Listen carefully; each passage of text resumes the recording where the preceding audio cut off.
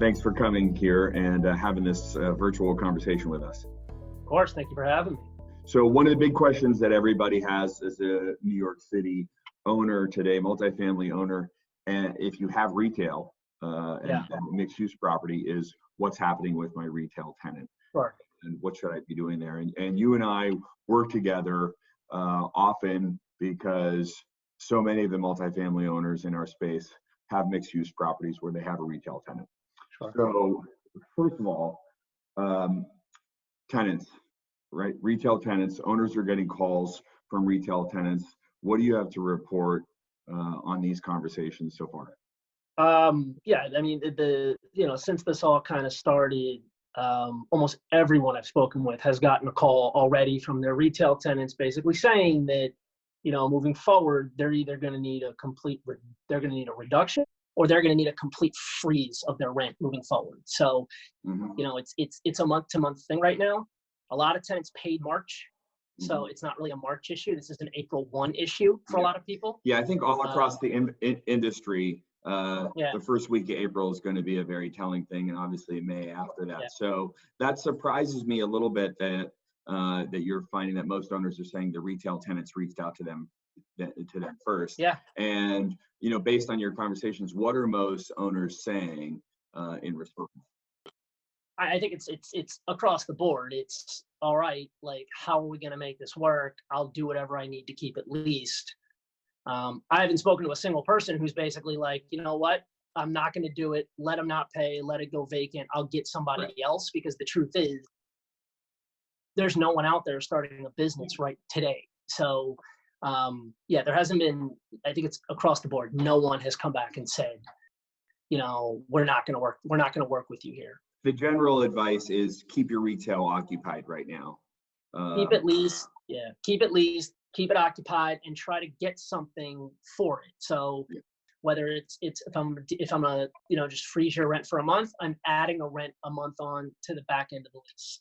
Yeah. If you want if you want a rent freeze for 3-6 months, whatever it is, I need an extension on the lease. Yeah. Try to figure out ways to make your property worth more money in a year, 2 years, right now with what you're doing with the retail. Yeah, I think that's very good advice, because I think with retail leases, the way you can restructure them, you can actually do it in a way where maybe on your current dollars you make a little less, but either by extending the lease term or doing something with reimbursements, you can make the property more valuable. And so that's what you're saying. And one other thing, I've actually heard 2 people tell me is going to your tenant and saying, okay, that's fine. I'll give you the 3 months concession. Give me some idea on your sales. Give me some idea on your financials, because ultimately, as an owner, it puts you in a better position down the road when it comes time to renegotiate the lease, when you know what their sales look like and how they're operating, because it gives you a little leverage when they cry to you, a year from now, 5 years from now. So that's just something I've heard from other people as well. Yeah, that's a great idea. So if you can't if you're going to trade off something monetarily, get something else. Right? Get something. So what type of deals are happening right now, and what type of deals are dying? In the retail space in general, the stuff that we're still seeing that's getting pushed through is almost all driven by QSRs, quick service restaurants, fast food, which are still operating at a pretty high level right now. Pharmacies, anything that's anchored by a grocery store, which obviously is doing incredibly well right now. Yeah. Or anything where at least the business is open. So that's one of the big differentiations that I've been hearing from people talking to their banks is, even if the business is operating at 50% of revenue because of what's going on, at least they're open. Yeah. That's the stuff people, from what I'm hearing and talking to people, is still getting pushed through and still happening. What about as you go more mom and pop in industry? You get into, obviously you focus, a majority of your business is New York City retail, right?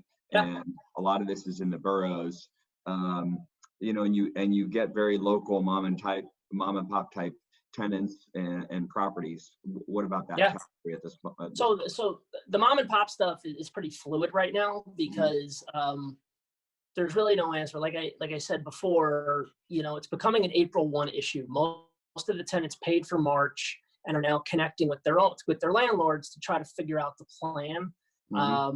I think I've heard two different things. I've heard some people say, the lenders are going to look at it and say there is zero value in the retail. And I've heard other people say, no, it's going to be underwritten to a fair market value gross rent with like a 6-month escrow for the retail. Those two scenarios are in play right now. And those are deals where potentially you could still get them pushed through. It's so fluid though with these mom and pops because, you have, tenants paying market rents, they're fine. Their businesses were great 3 weeks ago. Yeah. So the question of how long it will take them to recover. Right. And what deals are not going through right now? Like, so we've all had deals so far with the virus that we've all had deals that have fallen apart. So on the retail heavy ones, the stuff that's just died on us over the last couple of days, fast casual. So anything where it's strictly dine-in restaurant, there is no real takeout, there's no drive-through.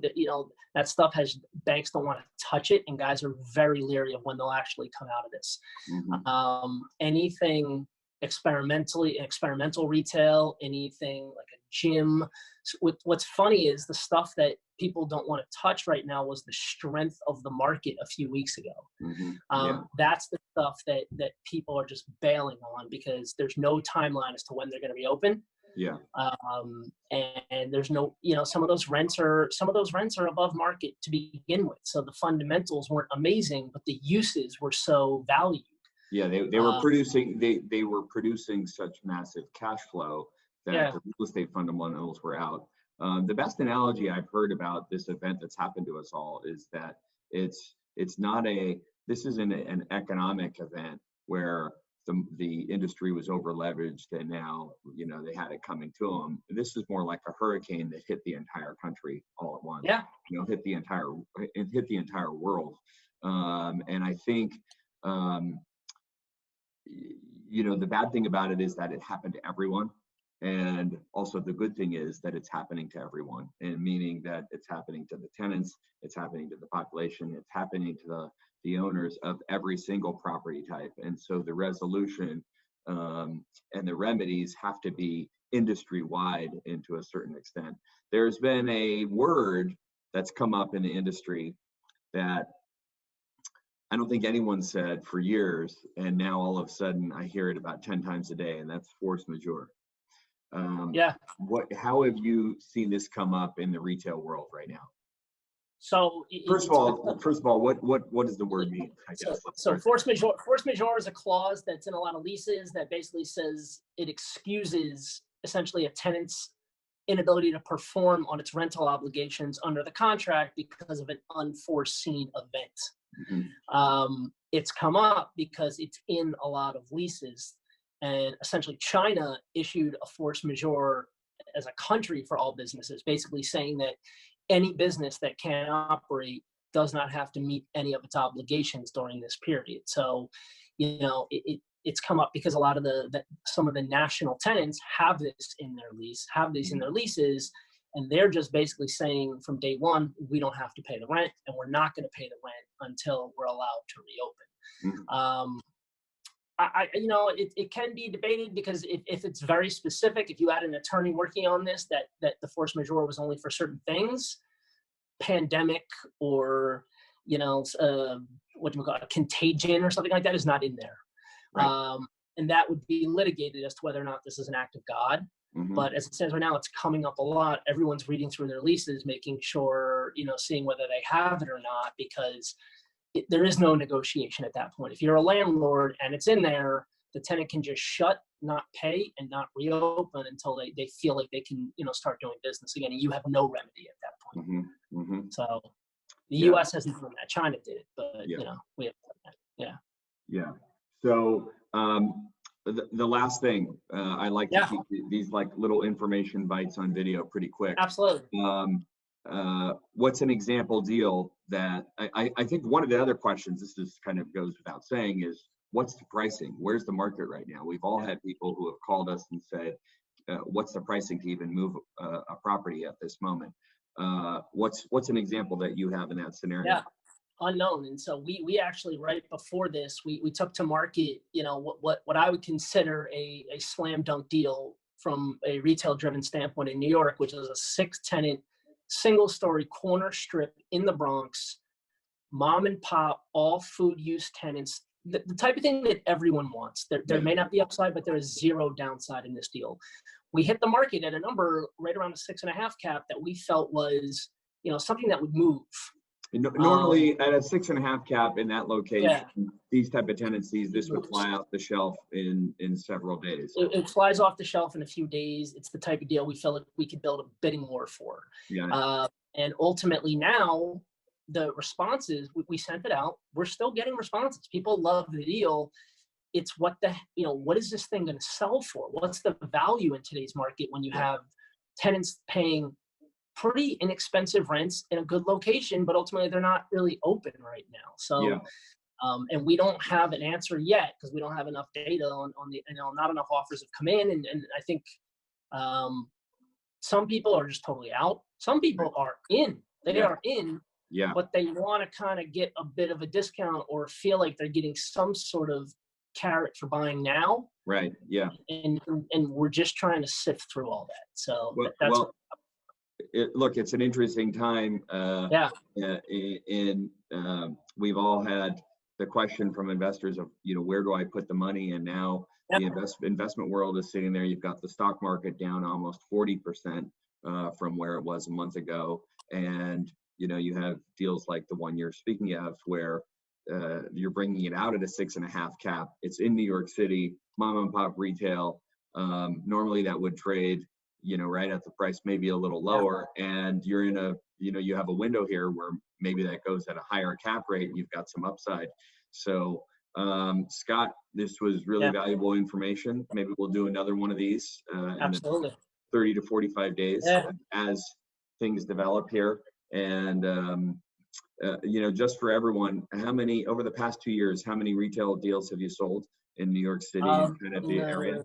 In the past 2 years, we've traded close to 60 retail deals just in New York City. Everything from multi-tenant to single tenant to, development sites driven by the commercial. Well, it's been great working with you. Yeah, man. Same. Thank you. And thanks for sharing this information. The audience really appreciates it. And stay safe, and stay safe to everyone else out there. Same to you, man. Thank you. Same to everybody else. Thank you.